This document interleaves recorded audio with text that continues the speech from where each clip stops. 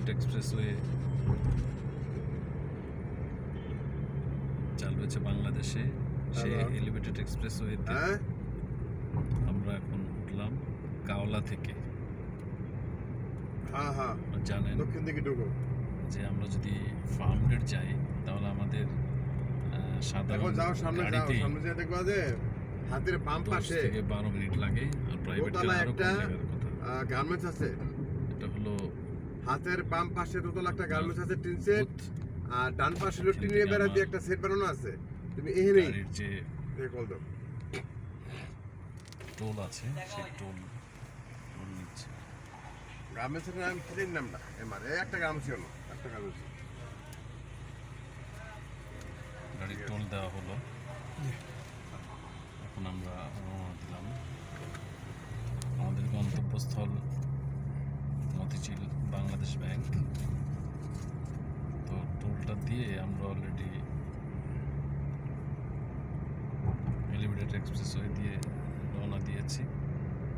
আমরা এদিক দিয়ে হাতির ঝিলের সামনে দিয়ে নেমে আমরা মোটামুটি যে আরেকটা ফ্লাইওভার ধরবো বাজার, ওদিক থেকে আমরা বাংলাদেশ ব্যাংকের দিকে যাব। যাই হোক, ঢাকা শহরে এখন ফ্লাইওভারের নগরী বলতে পারেন। ইনশাল্লাহ সামনে আরও ফ্লাইওভার হচ্ছে।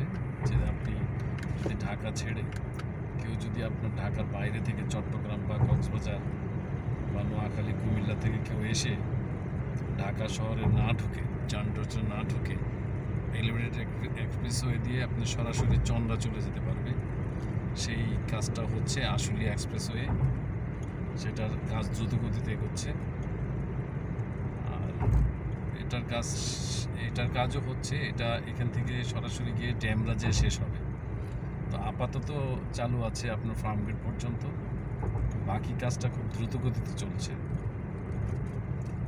ইনশাল্লাহ যদি আল্লাহ শেখ হাসিনাকে আরও হায়াত দান করেন এবং রাষ্ট্র পরিচালনা সক্ষম রাখেন, হয়তো আমরা আরও কিছু নতুনত্ব দেখতে পাবো। ইতিমধ্যে ঘোষণা দিয়েছে যে মুন্সিগঞ্জ পর্যন্ত মেট্রো রেল যাবে, গাবতলী হয়ে সদরঘাট হয়ে মুন্সিগঞ্জ পর্যন্ত যাবে। আমরা সেই জিনিসগুলা আমরা দেখতে পাবো।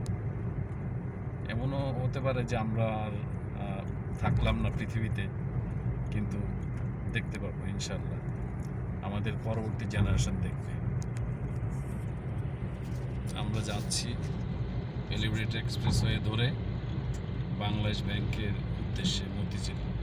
আল্লাহ হাফেজ। জয় বাংলা, জয় বাংলা।